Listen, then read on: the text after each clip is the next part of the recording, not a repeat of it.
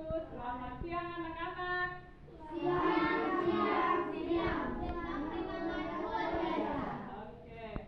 Bagaimana kabarnya hari ini? Baik. Alhamdulillah. Oke, sebelum kita masuk pada pembelajaran kita pada hari ini, satu orang bisa ke depan untuk memimpin doa. Ibu absen dulu ya.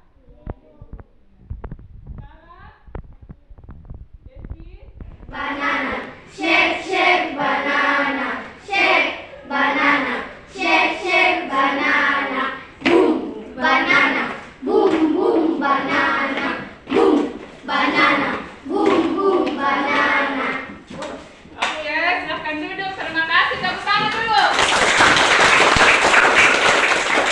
Oke, jadi hari ini kita akan belajar. Namun sebelum kita belajar, Ibu ingin tanya dulu materi minggu lalu. Materi apa yang kita pelajari?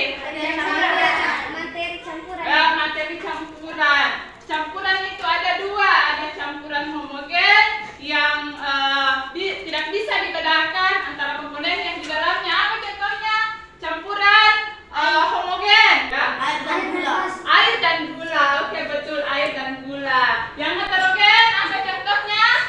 Yang bisa dibedakan? Air dan minyak. Apa lagi? Air dan pasir. Oke, pintar. Tepuk tangan dulu. Apa tujuan pembelajaran kita pada hari ini? Apa yang ingin kita capai? Yang pertama, melalui kegiatan literasi, peserta didik diharapkan mampu menggolongkan bahan ke dalam jenis asam, basa, atau garam dengan tepat. Kemudian yang kedua, melalui kegiatan praktikum dan literasi, peserta didik dapat mengelompokkan bahan-bahan di lingkungan sekitar berdasarkan konsep asam, basa, dan garam dengan tepat. Kemudian yang ketiga, melalui kegiatan praktikum dan literasi, peserta didik dapat membedakan sifat larutan asam, basa, dan garam. Kemudian yang keempat, melalui kegiatan praktikum, peserta didik dapat menguji sifat larutan asam, basa, dan garam dengan menggunakan indikator alami dan indikator buatan. Kemudian, melalui kegiatan praktikum, peserta didik dapat menyajikan data laporan praktikum mengenai uji asam, basa, dan garam dengan bermanfaat. Kita mempelajari materi ini. Manfaatnya itu sangat banyak. Pertama, berkaitan dengan kehidupan sehari-hari ya. Nah, setelah kita mempelajari, kita bisa mengelompokkan, oh ini yang biasa saya jumpai ini termasuk asam, ini termasuk basa, ini termasuk garam. Nah, lihat gambar pertama, anak makan apa? Jeruk. Bagaimana ekspresinya anak itu? Asam. Lihat ini penilaian selama kita pembelajaran. Yang pertama itu penilaiannya adalah penilaian sikap. Yang kedua, penilaian keterampilan. Dan adalah penilaian pengetahuan. Pernah merasakan perut Anda terasa penuh, seperti diisi oleh balon gas dan perlahan-lahan memaksa untuk keluar melalui kerongkongan? Mungkin Anda mengalami gangguan asam lambung. Asam lambung merupakan cairan asam alami yang diproduksi untuk mengaktifkan enzim yang berguna untuk pencernaan. Namun, pola makan dan gaya hidup yang tidak sehat, seperti makan yang terburu-buru, tidur setelah makan, hingga kebiasaan merokok dan alkohol, dapat meningkatkan produksi asam lambung yang berlebihan. Di video itu, Anjani mengalami sakit apa? Asam lambung atau sakit MA. Kita mengajukan pertanyaan mengenai video yang Ibu tampilkan tadi. Oke, silahkan. Apa kaitan MA dengan asam basa? Apa kaitan penyakit MA dengan asam basa? Jadi apa kaitan obat MA dengan materi yang kita pelajari? Asam basa. Ya. Ada lagi? Ya. Mengapa obat MA dapat meredakan penyakit MA? Ya, mengapa obat MA dapat meredakan penyakit MA?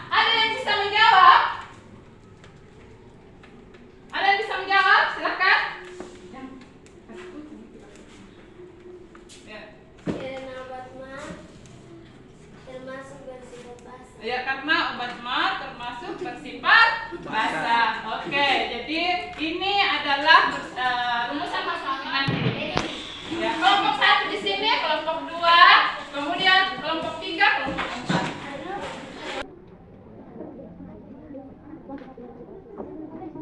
Itu kalian uji yang pertama itu dengan kertas lakmus merah.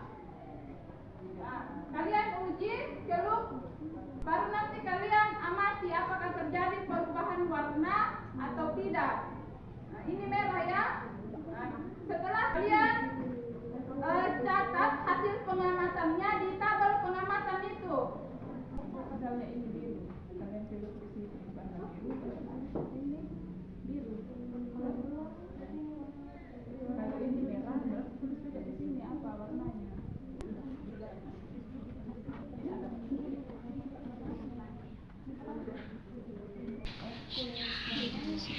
Jadi kuning. Jadi biru kuning.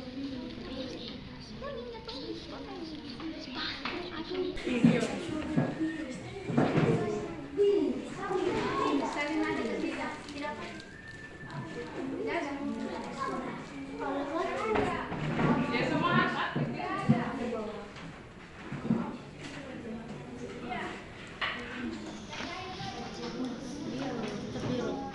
Biru.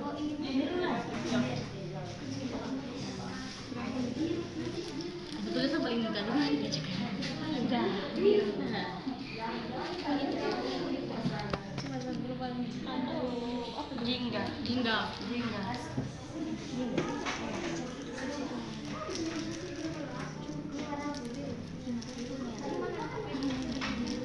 Ada apa? Ada buku ada apa?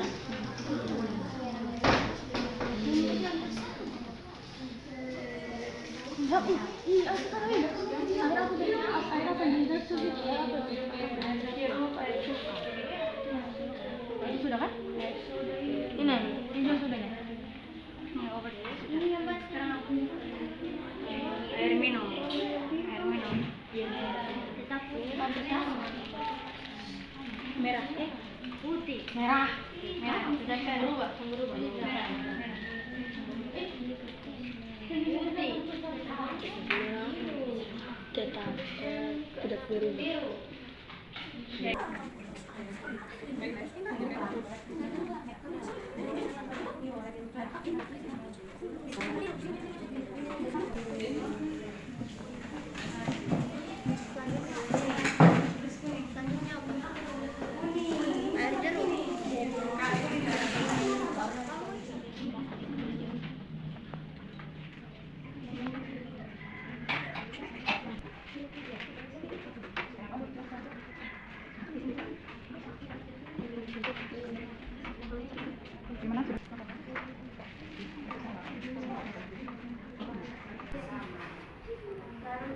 Larutan abatma, kertas lakmus merah berubah menjadi biru, kertas lakmus biru berubah menjadi biru, kunyit berubah menjadi jingga. Sifat larutannya adalah basa.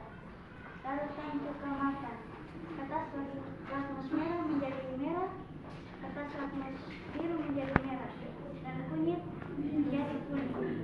Sifat larutannya adalah asam. Oke, mereka tentang kelompok 1. Air minum, kertas lakmus merah tetap merah, kertas lakmus biru tetap biru, kunyit tetap kuning. Sifat larutan netral. Larutan deterjen, kertas lakmus merah berubah menjadi biru, kertas lakmus biru tetap biru, kunyit berwarna jingga. Sifat larutan basah. Coba baca pertanyaan.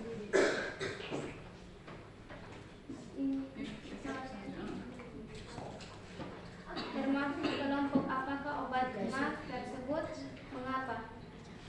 Obat mah sifat larutannya basah karena lakmus merah berubah menjadi biru. Biru tetap biru, jadi sifat larutannya adalah basah. Oke. Kita tentang untuk kelompok 2. Terima kasih atas kesempatan ini kami akan menyampaikan hasil pengamatan kelompok 3. larutan obat mah. Perubahan warna, kertas lakmus merah menjadi biru dan kertas lakmus biru berubah menjadi biru, tetap menjadi biru. Kunyit berubah warna menjadi jingga dan sifat larutannya adalah basah. Larutan air jeruk, kertas lakmus merah tetap menjadi merah dan kertas lakmus biru berubah menjadi merah dan kunyit menjadi kuning. Sifat larutan asam. Larutan air soda, kertas lakmus merah berubah menjadi biru, kertas lakmus biru tetap menjadi biru. Kunyit berubah menjadi jingga. Sifat larutan basah. Oke, berikan tepuk tangan untuk kelompok 3. Kaitkan studi kasus tersebut dengan konsep alam basah dan garam, di mana kondisi kadar asam lambung yang tinggi, maka obat mah adalah senyawa yang bersifat basah. Kandungannya magnesium hidroksida atau aluminium hidroksida. Oke, silakan dulu berikan tepuk tangan untuk kelompok 4. Semuanya sudah bagus pengamatannya, hanya saja masih ada beberapa kelompok yang kelompoknya Kaila, kelompok 3 itu kalau tidak salah garam itu dimasukkan ke dalam lakmus merah tetap merah ya, kemudian biru juga tetap merah. Nah, seharusnya itu merah tetap merah dan biru tetap biru. Mungkin kelompok 4 juga air minum itu seharusnya biru tetap biru. Jadi lambung di dalam lambung kita kondisinya asam ya, asam. Kemudian pada saat direaksikan dengan obat mah sifatnya apa tadi? Basah ya, basah. Jadi asam direaksikan dengan basah akan terbentuk dalam ada yang menetralkan asam lambung yang terlalu tinggi. Maka itulah sebabnya asam lambung bisa diredakan dengan obat kromat, ya. Siapa yang bisa menyimpulkan pembelajaran kita pada hari ini? Kesimpulan, kami sangka kalau praktek masukkan kertas lakmus merah ke dalam air soda, kami akan menjadi merah, tapi ternyata berubah warna biru. Berubah menjadi warna biru. Siapa lagi? Ada lagi yang Dalam larutan asam, lakmus biru berubah menjadi merah, sedangkan lakmus merah tetap merah. Dalam larutan basah, lakmus merah berubah warnanya menjadi biru, sedangkan lakmus biru tetap biru. Dalam larutan netral, kertas lakmus merah atau lakmus biru dan ternyata tidak terjadi perubahan warna kertas lakmus. Oke, tepuk tangan untuk Ian dengan Kaila. Oke, bagaimana kesannya kalian pembelajaran dengan praktikum hari ini? Senang. Senang. Sebelumnya pernah praktikum? Tidak. Tadi itu pada saat mulai dari kegiatan praktikum dengan presentasi yang kelompok yang terbaik adalah kelompok 1.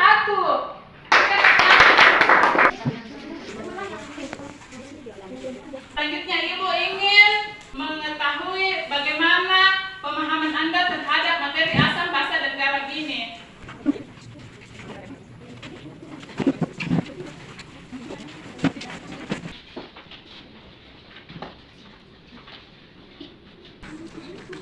Sampai di sini saja pembelajaran kita pada hari ini. Jadi akan kita lanjut materi pada pertemuan berikutnya dengan materi sifat fisika dengan sifat kimia. Ya. Sebelum kita mengakhiri pembelajaran kita pada hari ini, satu orang ke depan untuk memimpin doa. Silakan.